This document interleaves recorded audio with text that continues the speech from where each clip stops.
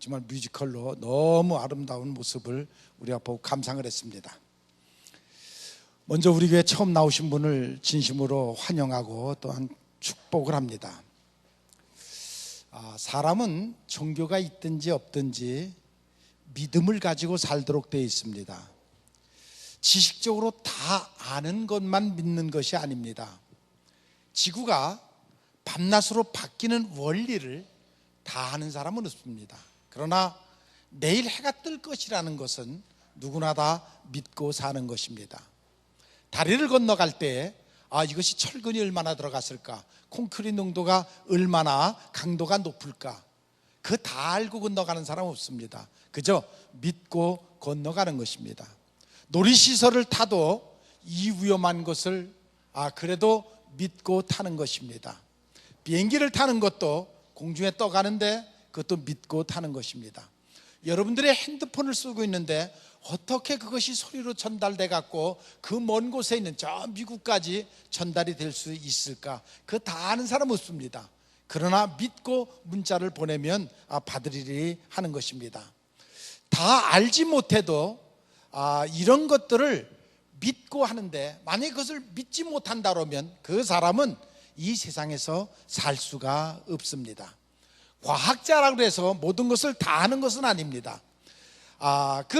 지구가 언제 이 땅이 생겼으며 그리고 언제부터 사람들이 살게 됐는지를 아는 사람은 아무도 없습니다. 그러나 믿고 우리가 지금 살고 있는 것입니다. 부부간에 30년 40년을 살아도 부부간인데도 다 알고 사는 사람 없습니다. 그냥 믿고 같이 살아주는 것입니다. 종교인이라는 것이 하나님을 믿는데 하나님을 다 알고 믿는 사람은 없습니다. 그죠? 우리가 정말 믿는 것입니다. 종교인이라고 해서 죽음이 다가올 때 그 죽음을 두려워하지 않는 것은 아닙니다. 다 죽음에 대한 두려움이 있습니다. 그러나 우리는 두려움 뒤에 올 소망이 있습니다. 그래서 그 죽음을 맞이하는 것입니다. 인간들은 누구나 다 모든 것을 다 안다라고 생각을 하고 살고 싶어 합니다. 아니, 나는 모든 것을 다 안다라고 인정하고 싶은 것입니다.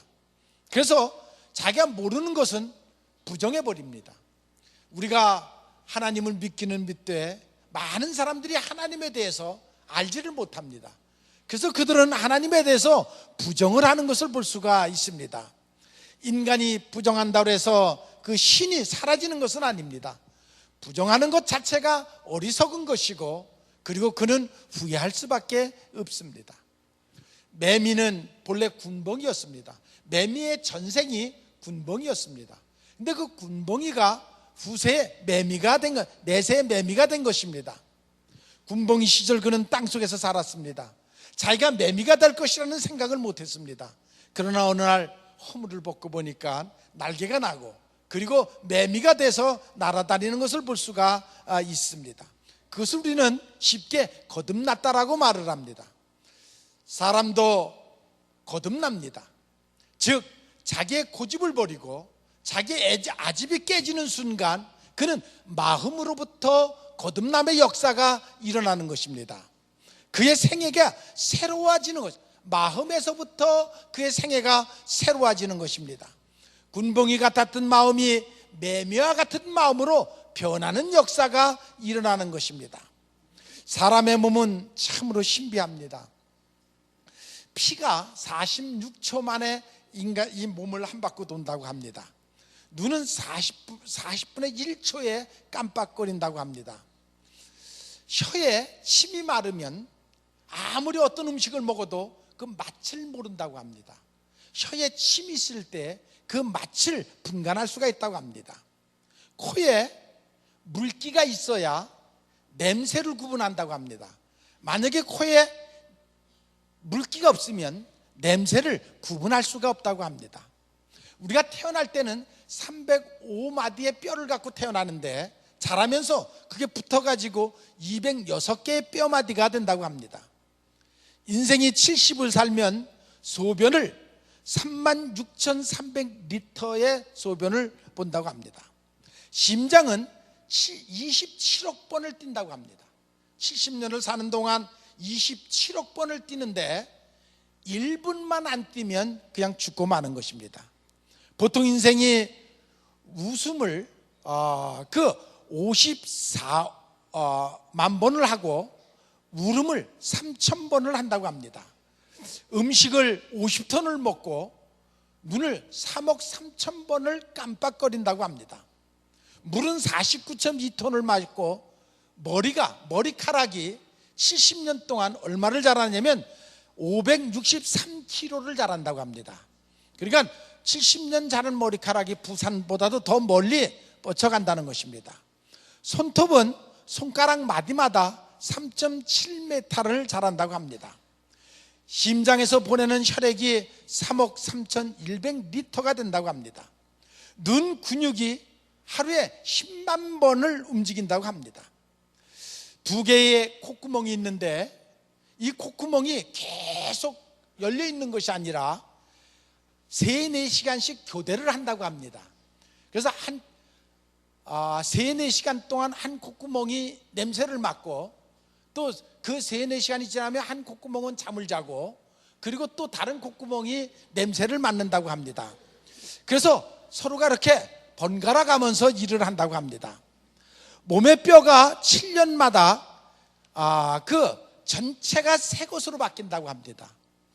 하루 먹는 열량의 4분의 1이 여러분이 모든 음식 섭취하는 열량의 4분의 1이 뇌 속으로 간다고 합니다. 뇌가 사용을 한다고 합니다. 그러니까 뇌가 많이 사용하는 사람은 몸이 아무튼 그렇습니다. 손톱과 발톱이 자라는데 6개월이 걸린다고 합니다. 뇌는 몸무게의 2%인데 산소를 먹는 양이 20%를 먹는다고 합니다. 그러니까 산소 공급이 안 되면 바로 뇌사에 걸리는 것입니다. 성인 근육이 650개고 관절이 100개라고 합니다. 혈액은 8만 킬로, 우리 몸속에 있는 피가 도는 그 관이 8만 킬로, 그러니까 부산을 200번 가는 그러한 그러니까 혈관 줄이 우리 몸속에 있다는 그런 것입니다. 폐는 주머니가 300만 개가 있다고 합니다. 피부는 4주마다 새 것으로 바뀌고 한 사람이 평균 1000번의 피부 뱀 껍질 벗기듯이 벗는다는 것입니다. 인간은 식물과 동물과 광물과 다릅니다. 인간에게 유일하게 동물과 다른 것이 하나가 있는데 인간에게만 이성이라는 것이 있고 양심이라는 것이 있고 재능이라는 것이 있습니다. 그것은 인간만 갖고 있는 그러한 특별한 것입니다. 왜 인간이 신을 섬길 수 있느냐? 이것이 있기 때문입니다. 이성이 있고 양심이 있고 재능이 있기 때문에 인간만 신을 섬길 수 있습니다. 여러분, 고양이가 기도하는 거 봤습니까? 개가 기도하는 거 봤습니까? 아니, 흉내는 낼 수 있습니다. 사람이 하는 모습을 보고 흉내는 낼 수 있지만 그러나 인간만 신을 향하여 기도할 수 있는 것입니다. 왜 그러냐면 인간은 하나님의 형상으로 지음받았기 때문입니다.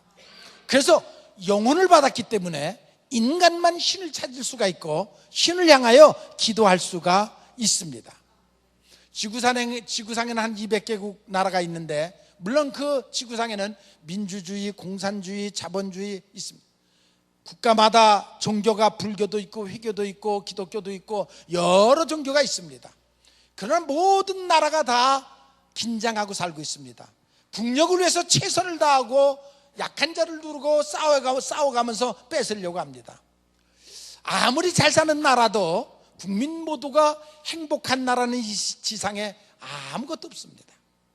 어느 나라도 온 국민이 다 행복한 그런 나라는 없습니다.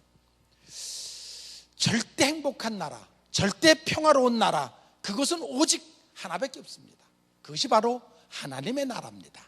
그것이 천국입니다. 하나님이 통치하는 그 나라만이 오직 절대 평화, 절대 행복, 그러한 나라인 것입니다. 우리나라 역대 대통령 부패했습니다.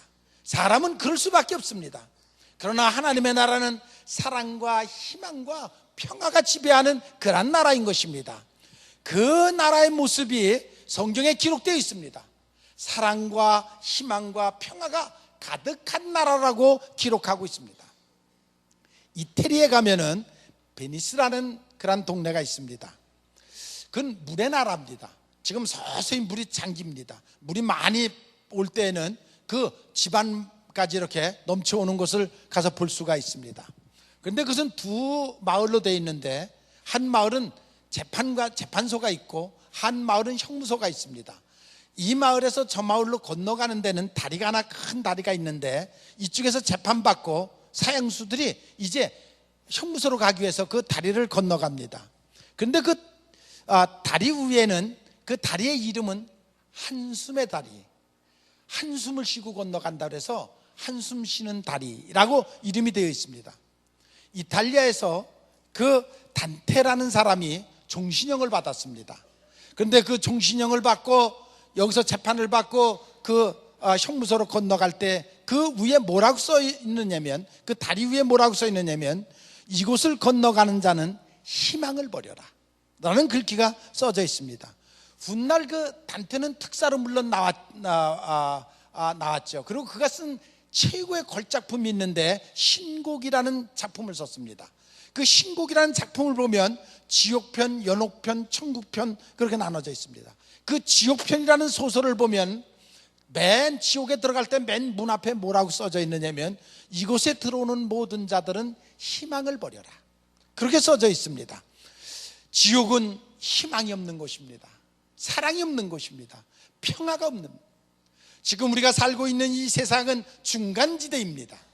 지옥과 천국의 중간지대를 우리가 지금 살고 있습니다. 천국을 어떻게 알 수 있느냐? 여러분들이 가장 기쁠 때가 바로 천국과 같은 곳입니다. 여러분들이 가장 슬프고 괴로울 때가 바로 지옥과 같은 곳입니다. 우리는 지금 중간지대를 살고 있습니다.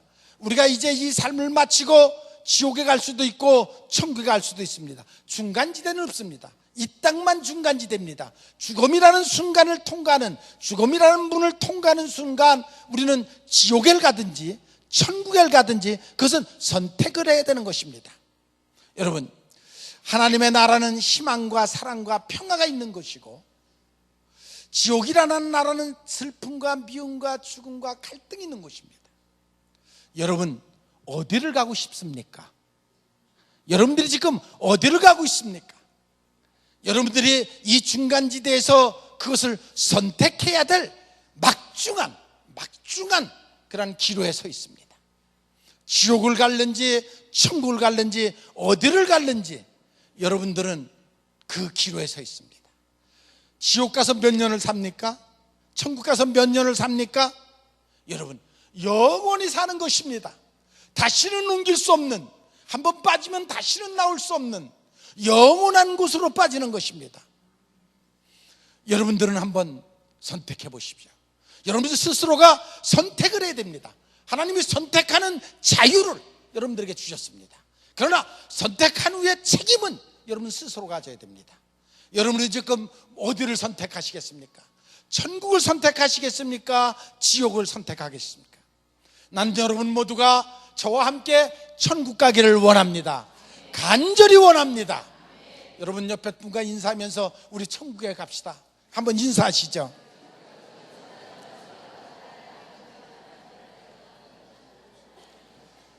이 교회가 뭐 하는 곳입니까? 교회는 천국 가는 길을 가르쳐 주는 곳이 바로 교회입니다. 아니, 천국 가서 이렇게 사는 법을 가르쳐 주는 것이 바로 교회인 것입니다. 교회에서 우리는 그것을 배워가지고 이제 천국으로 가는 것입니다. 자기 고집대로 살던 사람이 교회 나와서 하나님의 말씀을 듣고 자기의 아집과 고집을 깨지고, 그리고 정말 천국의 소망으로 변화받는 것이 바로 교회인 것입니다. 여러분들 어떻게 보면 우리가 하나님을 믿는 것이 어리석어 보이는지도 모릅니다. 아니, 세상에서 하나님을 몰랐을 때 세상 사람들이 우리를 볼 때는 다 바보 같고 어리석은 사람으로 보일 수밖에 없습니다. 그러나 이 길만이 구원의 길인 것을 여러분들이 믿으시기를 바랍니다. 자기 자신을 믿는 것은 어리석은 것입니다. 인간은 한없이 약한 것입니다. 우리가 아는 것이 무엇이 있습니까? 인생을 많이 알면 알수록 내가 아는 것은 모르는 것이 너무 많구나 하는 것을 알 수밖에 없습니다. 오늘 성경에 나온 이야기를 하겠습니다. 어떤 사람이 큰 잔치를 마련했습니다. 그리고 손님들을 다 초청을 했어요. 음식도 잔뜩 차려놓고 그 모든 사람을 초청을 했습니다. 어떻게 보면 이것은 천국과 같은 것입니다. 모든 사람이 풍요롭게 먹을 수 있는 그런 음식을 차려놓고 누구든지 천국에 돌아오라고 초청한 것과 같습니다. 마치 이것은 처음에는 하나님께서 유대인들을 초청했습니다. 그런데 유대인들이 바쁘다는 핑계로 오지 않았습니다. 할 수 없이 너는 전 세계에 나가서 길바닥에 아무나 데려다가 천국집을 채우라는 그러한 내용의 이야기입니다. 이 이야기를 통해서 우리가 몇 가지를 생각하려고 하는데, 첫째는 잔치의 성격입니다. 많은 사람을 초청했다. 많은 음식을 차려놨다. 마태복음 22장에 보면 그것은 왕의 잔치라고 그랬습니다. 왕이 잔치를 하는데 나가서 모든 사람을 데려 초청해갖고 이 잔치집을 채우라고 했습니다. 그런데 이 사람 저 사람들이 다 바쁘다고 못 온다는 것이었습니다. 제가 어저께도 결혼식을 갔고 또 칠순회를 갔다 오는데 잔치집은 역시 사람이 많아야 은혜가 됩니다. 그래야 또한 초청한 사람도 기쁘고 온 사람도 기쁩니다. 만약에 아무도 오지 않고 비어있다 그러면 그 잔치 어떻게 되겠습니까? 잔치는 풍요롭고 먹는 것이 많이 있어야 됩니다. 왕의 잔치입니다. 왕으로부터 초청받은 것은 참으로 큰 영광스러운 것입니다. 그런데 그 왕의 잔치를 그 많은 사람들이 오질 않았습니다. 그렇게 많은 음식을 준비했는데도 오질 않았습니다. 많은 사람이 와서 잔치에 동참해주고 기쁨과 감사를 같이 나누는 그러한 잔치가 돼야 되는데 오지 않았다는 것입니다. 두 번째로 초대받은 사람들의 공통된 태도가 18절에 보니까 다 일치해서 다 사양을 했습니다. 다 못 오겠다는 것입니다. 거절한 이유가 몇 가지가 있습니다. 나는 밭을 샀기 때문에 다시 한번 그 밭을 밭을 산 사람의 기쁨이 얼마나 크겠어요. 그러니까 잔치집 가는 것보다 나는 밭 산 데 가서 돌아보는 것이 더 기쁘겠다. 그런 마음을 먹었습니다. 나는 소를 5마리 샀다. 그래서 이 소가 밭을 얼마나 잘 가는지 안 가는지 오늘 그것을 시험해 봐야 된다. 그렇기 때문에 내가 갈 수가 없다. 나는 오늘 장가가기 때문에 갈 수가 없다는 것입니다. 가만히 보니까 이 세 사람들은 다 왕으로부터 은혜를 입은 사람들입니다. 그래서 잘 살게 된 사람들입니다. 그런데 이들이 다 거절하는 것입니다.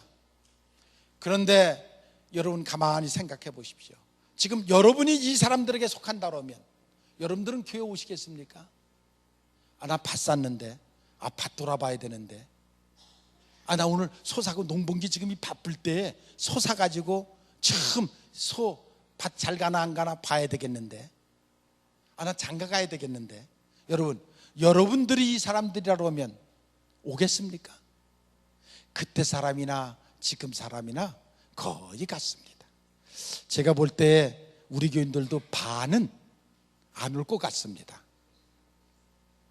마태복음 22장에 보면 초청해간 종들을 때리고 능욕하고 오지 않았습니다. 주인의 초청을 거절했습니다. 물론 사람들에게 자기가 올 수도 있고 안 올 수도 있고 그건 자기의 자유입니다. 자유대로 할 수 있습니다. 초대장을 받을 때는 물론 가겠다고 마음을 먹었었습니다. 그러나 그동안에 일이 생겼습니다. 그래서 못 가겠다는 것입니다. 처음 초청장을 받았을 때는 가겠습니다 했지만 시간이 지나서 때가 되니까 그동안에 무슨 일이 있었느냐면 악한 영이 그들의 마음속에 들어가기 시작했습니다. 이들이 그곳에 동참하려고 할 때 악한 영이 가지마, 바빠, 일이 더 중요해. 그들의 가는 길을 막았습니다.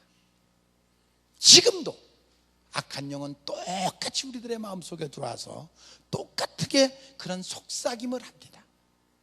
이번 주일은 핑계를 대려면 얼마나 많습니까? 시집 핑계, 남편, 아내, 직장 문제, 또 우리 애는 지금 고3짜리가 있는데 내가 어떻게 교회를 가겠느냐고. 나는 지금 건강이 조금 안 좋아서 아니 나는 우리 조상들이 안 믿기 때문에.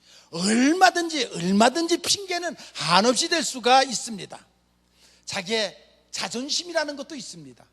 아니 자기의 체면이라는 것도 있습니다. 자기가 지금 사업을 시작했는데 자기의 가족 중에 안 믿는 사람이 있는데, 아니 핑계는 얼마든지 될 수가 있습니다. 선악과를 따먹은 아담에게 네가 왜 내가 따먹지 말라고 그랬는데 그것을 왜 따먹었느냐? 하나님이 물으시니까 하나님이 내 옆에 주신 여자 때문에 내가 따먹었습니다. 그것도 여자를 핑계댔습니다. 이 세상에 누구든지 십자가는 지려고 하지 않냐고 핑계대는 일이라고 하면 머리가 그렇게 잘 돌아갈 수가 없습니다. 그 훈련은 배우지 않았는데도 핑계대는 데는 우리는 선수가 돼 있습니다. 그들은 핑계를 대고 결국 하나님의 그 초청을 거절하는 그러한 모습을 보죠. 결국 그들은 마지막으로 하나님께 괘씸죄에 걸렸습니다. 그래? 내가 초청했는데 안 와? 좋아. 그들은 괘씸죄에 걸렸습니다. 여기 세 번째로 주인의 태도를 보겠습니다. 초대한 사람들이 한결같이 오지 않습니다. 그러니까 주인이 화가 났습니다. 저 길가에 가서 아무나 데려다가 내 집을 채워라. 그렇게 명령을 했습니다. 마태복음 22장 10절에 보니까 악한 자도 괜찮다, 선한 자도 괜찮다, 만나는 대로 데려다가 내 집을 채워라. 여러분, 이 명령은 우리 교회에다가 하신 명령입니다. 하나님이 우리 교회에다가 지금 때가 이렇다, 그러니 너희는 가서 저 길거리에 가서 저 비탈에 가서 저 골목에 가서 누구든지 데려다가 내 집을 채우라. 그 명령을 우리 교회에다가 하셨습니다. 선한 사람이든지 악한 사람이든지 관계없다. 다 데려다가 내 집을 채우라는 것입니다. 오늘 이것을 통해서 우리가 몇 가지 교훈을 얻으려고 하는데, 장소가 관계없다. 그건 길거리든지 산이든지 골목이든지 전도하는 데는 관계가 없다는 것입니다. 시간도 아침, 점심, 저녁 아무 때든지 관계없다는 것입니다. 이 필연이 끝나기 전까지, 이 결혼식이 끝나기 전, 잔치가 끝나기 전까지는 어디서든지 데려다가 채워라. 음식은 얼마든지 준비되어 있다. 대상도 관계가 없습니다. 그 사람이 가난하든지 병들었든지 소경이든지 전원자든지 고독한 자든지 악한 자든지 관계없다는 것입니다. 여러분, 전도는 이렇게 관계없이 누구든지 할 수 있는 거죠. 때로는 어떤 사람은 나는 악해서, 예수 믿기 전에 악했던 모든 것은 관계없습니다. 인생을 어떻게 살아왔든지 어떤 죄를 짓고 살아왔든지 예수 믿기 전에는 관계없습니다. 그것은 오히려 큰 교훈이 될 것입니다. 문제는 주님을 만나면서부터입니다. 주님을 만나면서부터는 죄 짓지 않고 살기를 원합니다. 과거에 어떤 죄를 졌다 해도 그것은 관계되지 않습니다. 천국 갔을 때 네가 예수 믿고 난 후에 어떤 죄를 졌느냐를 묻지, 예수 믿기 전에 죄를 묻지 않으십니다. 아무리 악하게 살아왔다 할지라도 그것은 예수 믿고 나서 새로운 사람으로 변하면 됩니다. 그때서부터 옳은 사람이 됐으면 좋겠습니다. 그래서 여러분 모두가 예수 믿기 전에 내가 어떠한 죄인이라 할지라도 그것에 구애받지 않고 오직 예수님을 만나 그 새로운 인생으로 변하는 그런 여러분들이 되시기를 바랍니다. 그것이 중요한 것입니다. 예수님이 이 땅에 오심으로써 AD, BC가 됐습니다. 기원전, 기원후가 됐습니다. 예수님이 이 땅에 오신 날이 2016년 전입니다. 바로 우리가 지금 예수님이 오신 날을 기점으로 해서 지금 역사를 쓰고 있고, 그 예수님이 오시기 전을 예수님 오시기 전 기원전이라고 말하고, 예수님이 오신 날서부터 지금 2016년이 됐고, 지금 예수님 이후, 그래서 주후, 주전이라고 그렇게 말하는 것입니다. 여러분의 인생도 마찬가지입니다. 여러분들의 인생이 예수님을 만나기 전과 만난 이후에 그런 갈라짐이, 그런 변화가 나타나기를 원합니다. 예수님 만나기 이전에 어떤 인생을 살았다 할지라도 그것을 묻는 것이 아니라 이제 정말 예수님을 만난 이후에 여러분들의 인생에 변화가 있기를 바랍니다. 그래서 새로운 인생이 여러분들에게 열리시기를 바랍니다. 그래서 오늘 주시는 말씀, 너희는 어디 가든지 내 집을 채우라는 그 명령을 여러분들이 받고 여러분들이 그 일에 순종하는 여러분들이 되시기를 바랍니다. 우리가 왜 전도를 해야 됩니까? 첫째는 마음의 평화와 또 천국을 가기 위해서, 그리고 이 땅에서 축복받기 위해서 전도하는 것을 여러분들이 믿으시기를 바랍니다. 알렉산더 대왕에게 아들이 하나 있었습니다.